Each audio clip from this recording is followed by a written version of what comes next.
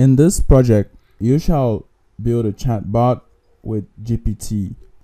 GPT stands for Generative Pre-training, and it was introduced in this paper by Alec Radford, Kartik Narasimhan, Tim Salismans, and Ilya Sutskever, all of OpenAI, entitled Improving Language Understanding by the GPT.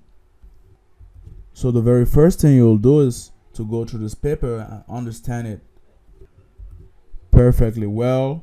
Then next you use the Hugging Face OpenAI GPT documentation to understand how these pre-trained models can be applied in TensorFlow.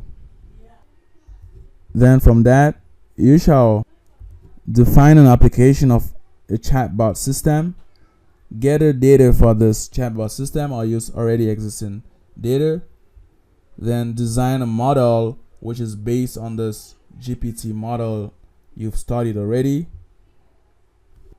Select appropriate laws, train, validate, and test, measure the model's performance, take some corrective measures to better the results, and finally publish on Medium or YouTube and share on your social network.